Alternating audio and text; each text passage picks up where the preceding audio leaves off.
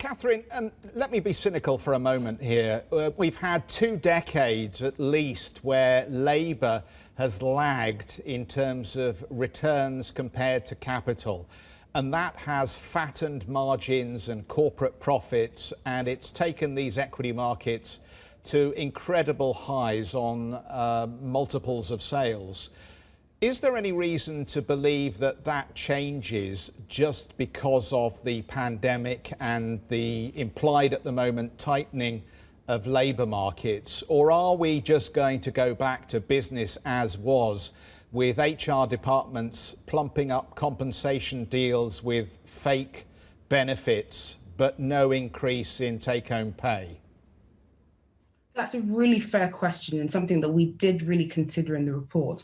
I think if we have a look at this topic and we have a look at the theme, the literature really sort of does support the idea that human capital investments can be positive, but I think there are 2 other things to look at.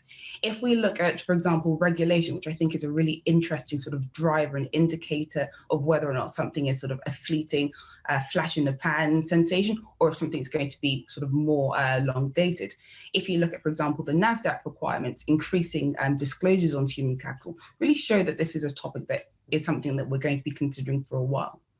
The other thing that I think is worth considering as well is that I think there's been a real sort of seismic change in terms of social acceptance with things like demographic change.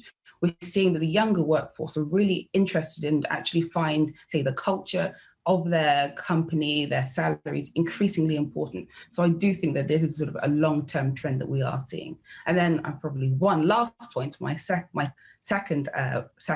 point is that actually investors are actually putting a lot of pressure on companies to really think about the S and how workforce and employees are being treated.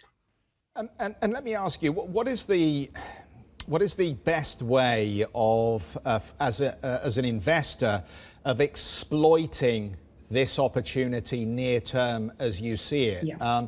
You know, I look at some of the listed agencies, the employment agencies that companies go to, and some of them might look attractive, but quite often they seem to be very focused on delivering for companies the lowest cost per hour rather than doing things that would improve the quality of human capital. So how do I exploit, as an investor, in an ethical way, the situation you're describing? Absolutely. One of the theses in the report, and one of the things that we've noticed in the investment community, has been this real sort of drive and sort of wave in investments and actually increased activity in HR tech. So when I think about HR tech, I'm not just thinking about the payroll companies, but companies involved in reskilling and retraining workers, companies that are doing things such as helping companies sort of assess their human capital credentials, because in many instances, companies find it very difficult to really understand or unlock the data in terms of what their workforce looks like. So we've seen a number of IPOs, a lot of investment activity, immediately thinking about how best these sort of HR tech companies are sort of in high demand as companies need to disclose more from a regulatory perspective, as investors care more in HR and sort of human capital. And therefore, there's a lot more sort of investment activity within these HR tech type companies.